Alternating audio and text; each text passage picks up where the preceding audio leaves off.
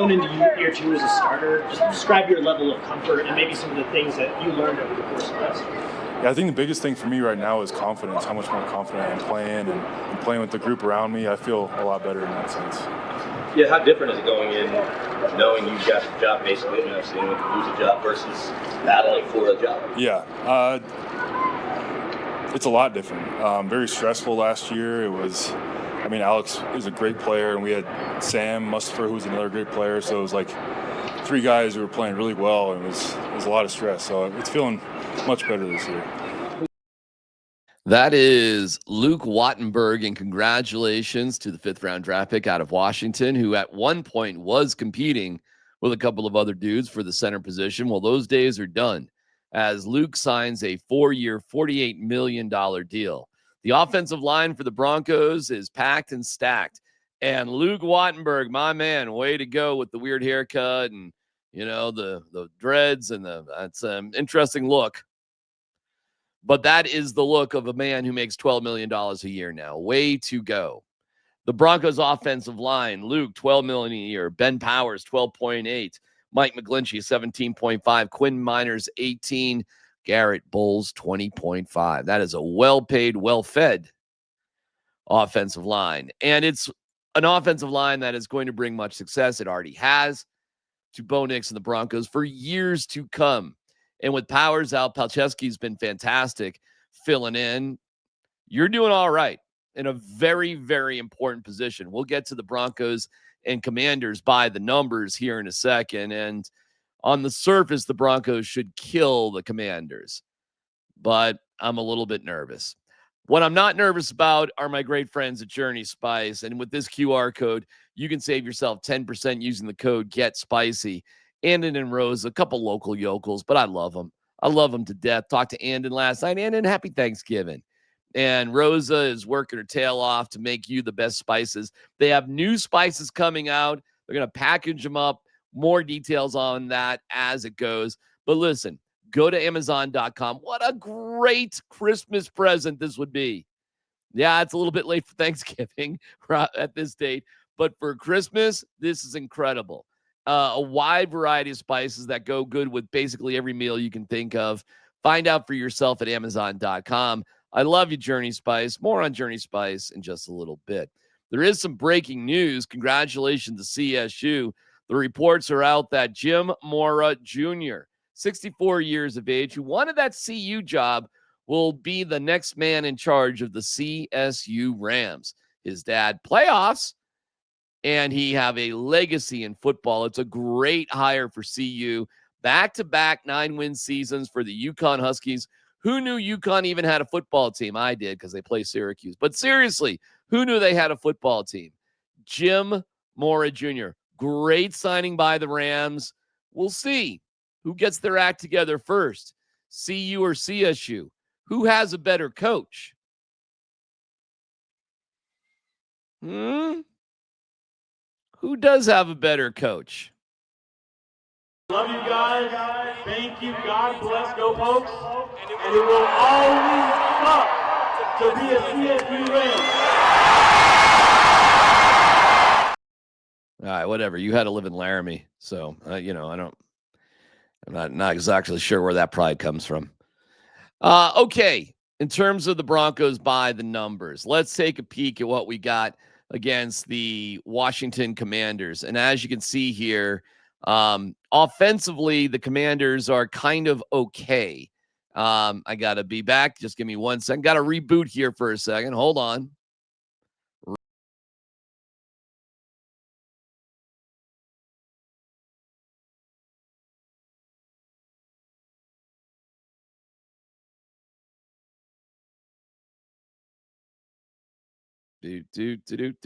Hello.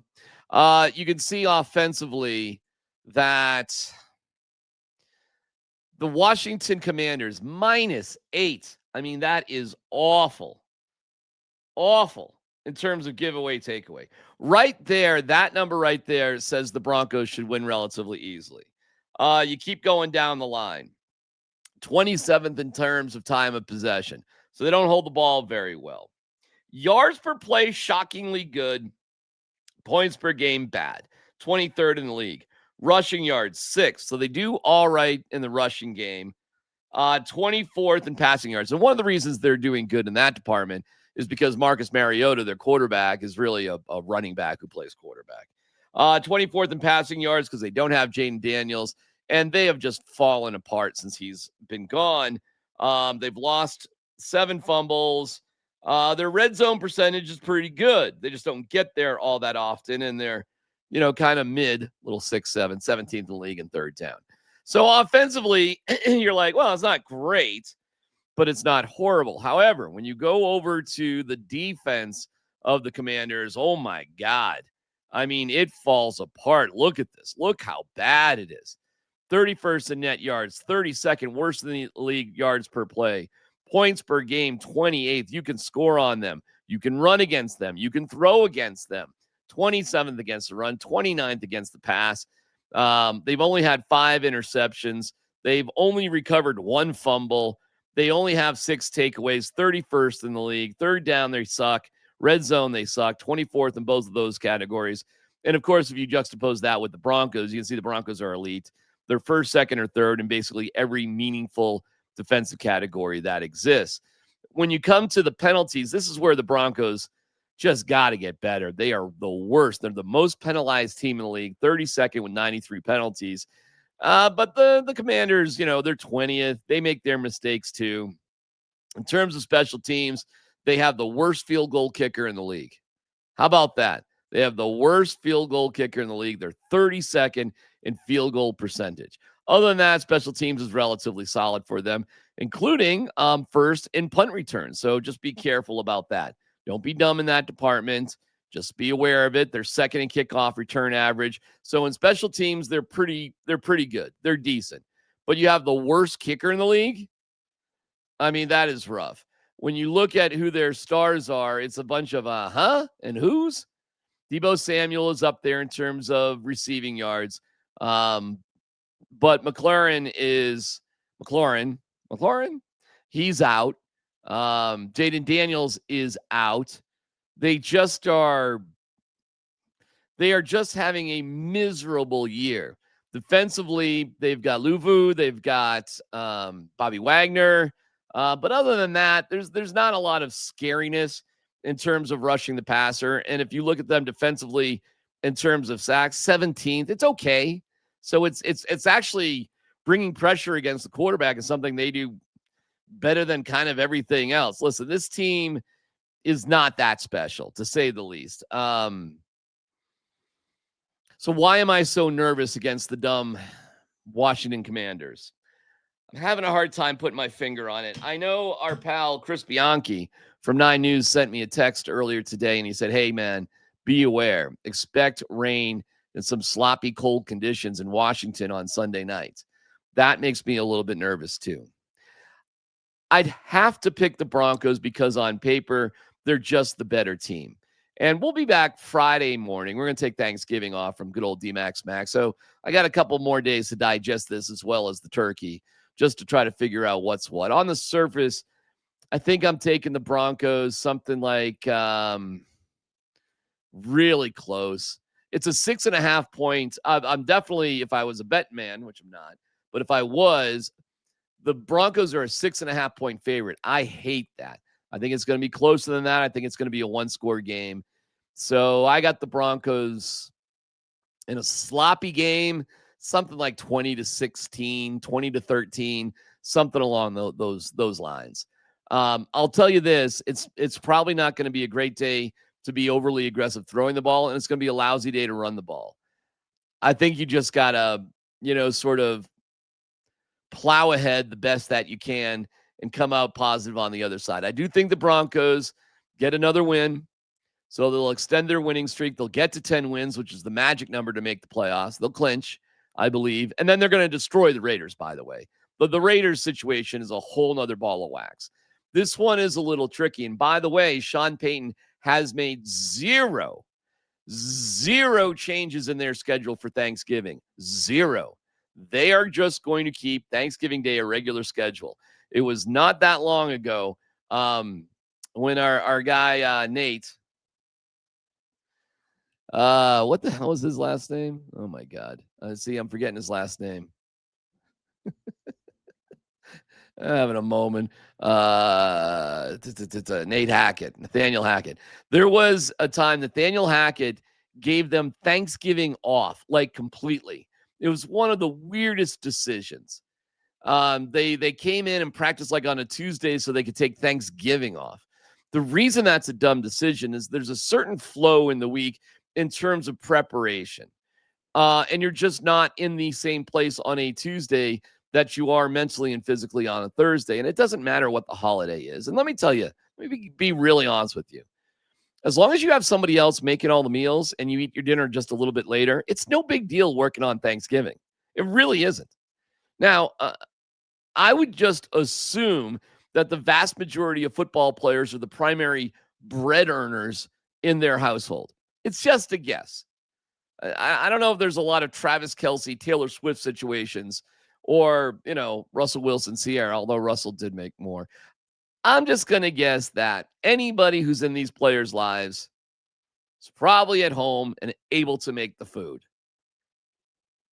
The players just have to come into work, focus on it's a regular day. I love that. I absolutely positively love that.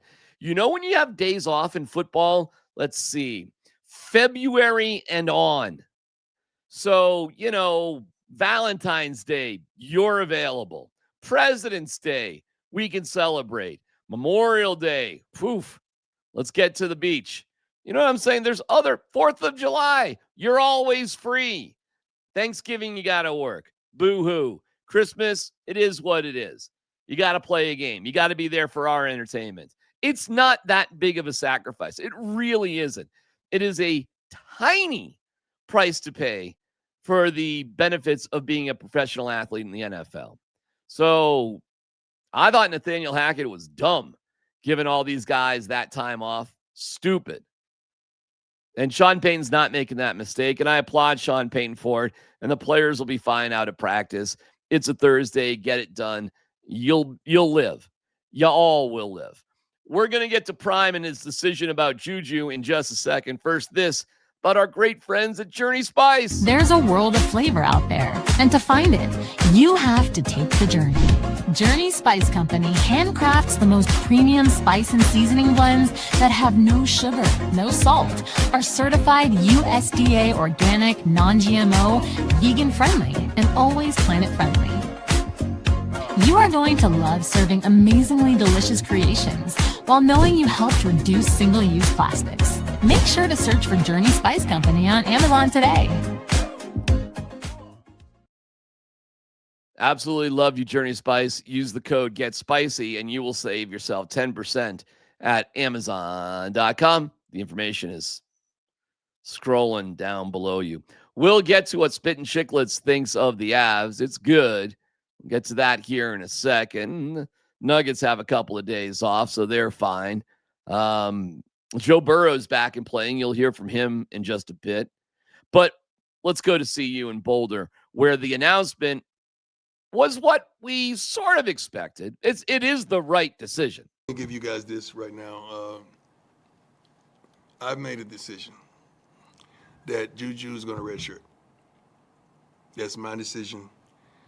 I want what's best for the kid, what's best for his family, what's best for this wonderful university that has given me the tremendous opportunity and given him an opportunity. I think for the program, it's best for everyone, but mainly it's great for him. So I'm not going to say he was happy because he's a competitor. He wants to compete. He wants to play. His father, they cut from the same cloth. We had that conversation as well. Not that he forced it, that I know him, so we had that conversation. So Kane Salter would start this week. Stop would be the backup therefore, unless something crazy happens, an injury or whatever, in practice, but that's where we're going. So it's not like he came to me saying, Coach, this is not. He's not built like that. That kid wants to play. He wants to compete, and I love him for it. He really does. So that's on me. Okay, this is the right decision, and whether it was Prime's decision or JuJu Lewis and his family, I don't know. But it's the right decision. It is. So However it came to be, I'll take your word for it. Now, will JuJu Lewis spend all that time? 4 more playing years at CU? I don't know. That's impossible to predict. I don't know if Prime's going to be here past next year. Even next year, like, I think he's going to be here. All indications are that Prime will be here and JuJu Lewis will be here too. I would assume that's going to be the case. But hang on to your hats, boys and girls, because there will be the departure. Different than the departed. There'll be the departure. And this team is going to look a whole heck of a lot different. Maybe more playing time for Ronnie Coleman. Prime has had a rough year. This is the right decision. They are going to get walloped by Kansas State, but the game is at 10 a.m. on Saturday, so at least it'll be over early. Here's Prime on his past year, and it's been rough for he and his family. Imaginable. Each and every kid, my mother, my family, me, but guess what? We're still here. And we would never give up. We're going to keep on fighting. We're going to keep on loving. We're going to keep on being a blessing. We're going to keep on smiling and styling. We're going to keep on being who we're called to be. I love life, and I try my best to live the life I love and love the life I live, but I try my best always to be a blessing to someone else. All right, that's cool, man. And that's what Prime does the best. He gives motivation. He speaks in broad terms. Well, what he's not good at is constructing a college football roster at this level, and well, especially without his son, who's a really good quarterback playing in the NFL. One of the few CU quarterbacks ever to succeed at the NFL level to any degree. So, and you had the Heisman Trophy winner, Travis Hunter, who likely would have won the Heisman if he was allowed to play offense and defense at whatever school he was at. Without that, it's been rough. And I don't know if it's on Pat Shurmur and Livingston. Probably isn't. It probably is in the evaluation of the players in the first place. And the problem was Prime was really sick. And I feel bad for him on that, for sure. But whatever he was doing, he needs to stop in terms of evaluating and organizing the team. CU's best shot, frankly, is to hire Chip Kelly, if you can afford it, and have him run the show and have Dion be the spokesperson for it. But seriously, just let Chip Kelly, run it the best you can. Other than that, I don't know. I mean, Jim Mora, that seems to be a great hire for CSU. This is a guy who has succeeded at this level as a coach. And Prime, just aside from a really fun year last year, it's been rough. You got one win in the Big 12 against Iowa State. You might give up 600 rushing yards to Kansas State. I'm not exaggerating. Kansas State put 479 rushing yards on Utah, and you are terrible against the run. 600 rushing yards is... That being said, the back and forth with Prime, with Matt Smith, gives you an insight into what this year's been all about. About missing in 2 different ways. Right. I think it's a good time. Before the year, dating back to spring ball, you'd said many times that you felt like you had a better team than last year. Really did. Where did that deviate? Or is that in those 2, the thing about, man, you have no idea how bad I want to answer that question. But see, if I answer that question, you're going to think I'm placing blame in this on people, and I'm not. But when I tell you guys the truth and I'm transparent with you, you find fault in the things I say. So when I tell you, guys, we make mistakes. Yeah. We made mistakes. Forget we. I made mistakes. It makes you guys feel better about that. I made mistakes. Okay? I got to correct those. I guess I was just wondering because, you tell us like, hey, I see things in practice and stuff. It just feels like, that was a big deviation there. So. Oh, no. Definitely, but is what it is. Understood. No, yeah. If I say what I want to say, you're gonna find fault, and I can't do that because I'm not built like that. That's why I take it. It all starts with me and ends with me. Fair enough. I was debating upon whether or not to ask you now or Never. after the game? No, you never debate, man. It is what it is. So always feel free to ask me what you want to ask me. If you get it off your chest, I'm going to try to get it off mine because sometimes I'm thinking the same thing. Got you. You know, I did this for like 20 years. I do. I do. Yeah, I don't understand one thing that was said in that conversation.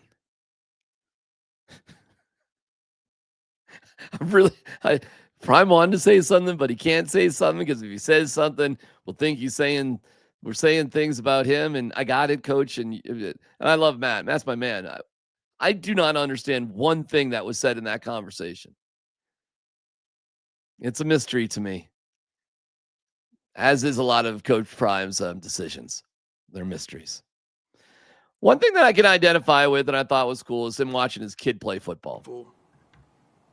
For just being allowed to sit up in a box with the opposing, the owner of the opposing team allow the dad of the quarterback on the opposing team to sit in his box. Like, how many times did that happen? Like, that is unbelievable, man. So I'm so thankful and appreciative for that opportunity in that moment. That's the first time I've ever watched him play without me on the sideline.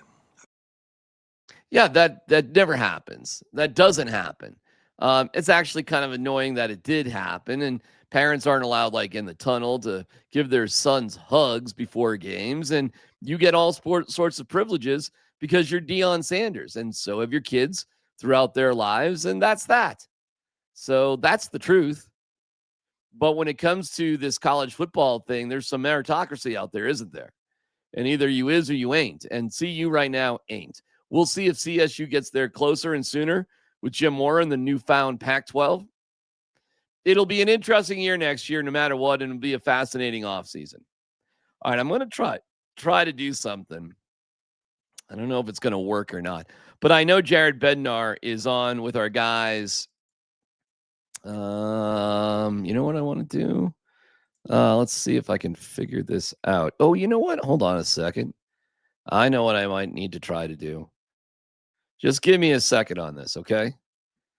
Because this would be cool if I could bring you some of Jared Bednar, who's on with our morning show right now. And if I can do this, that would be kind of neat. So hold on a second. I might be able to pull this off.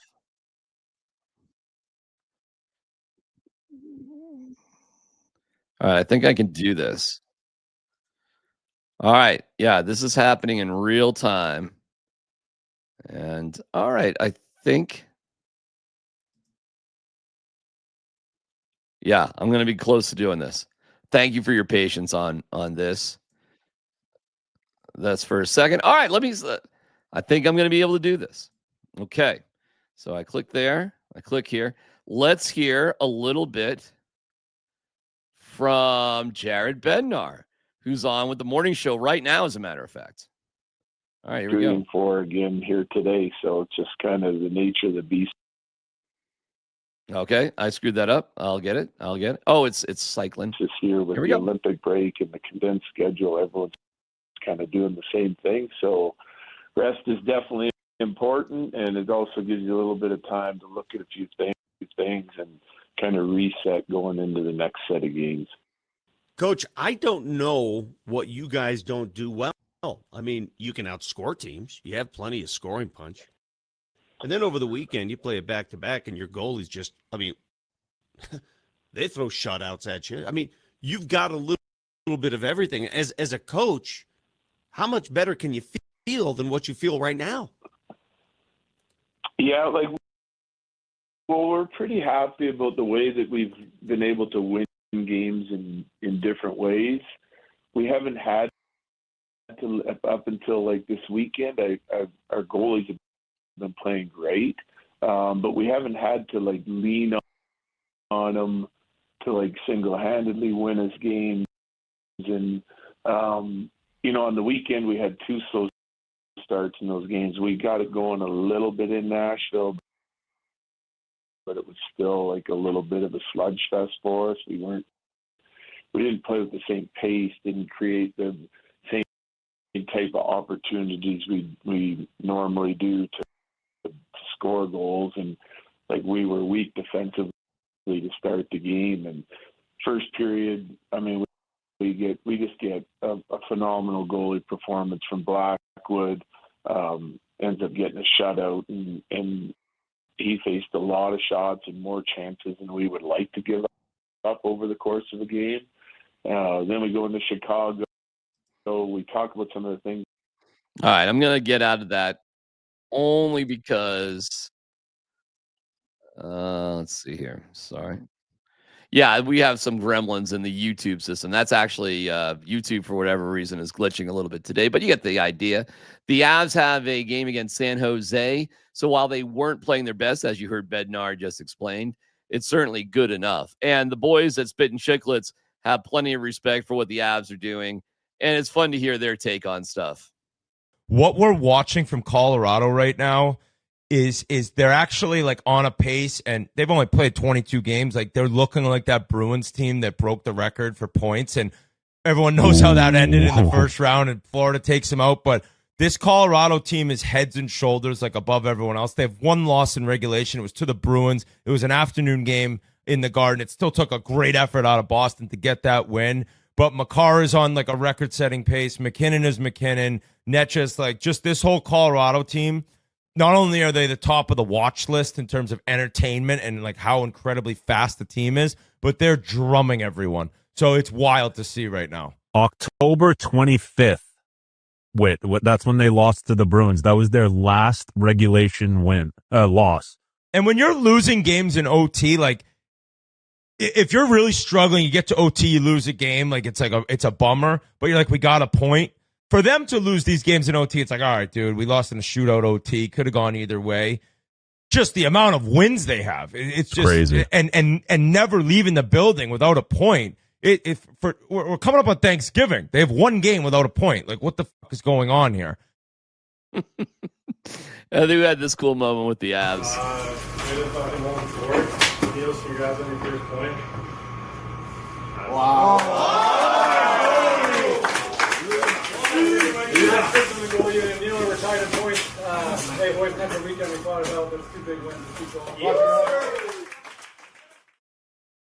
That's a cool moment in the Avs. You know, you got like the puck of the game. They did the big hat last year, so they're a little bit more subtle just with a puck.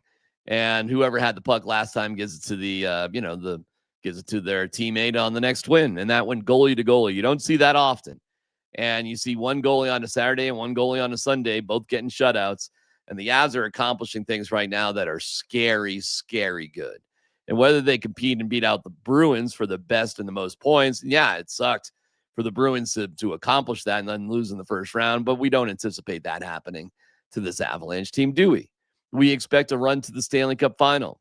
We expect the Nuggets to at least get to the Western Conference Finals against Oklahoma City. And yes, the NBA, they say finals, and in hockey, they just say final. It's important to get things right, including Thanksgiving. And I'm so thankful for you for liking and subscribing and to pay attention to DMac SMaK, to my great friends at Journey Spice. Use the code GETSPICY and save yourself 10% at Amazon.com. Special shout out to my parents, Peter and Eileen, who I love dearly. And I'm sad that I can't be with you on Thanksgiving, and hopefully we will see you soon. I love you guys so much. And yeah, you will be missed. I am spending Thanksgiving with my wife's side of the family, and that's wonderful and great and all that.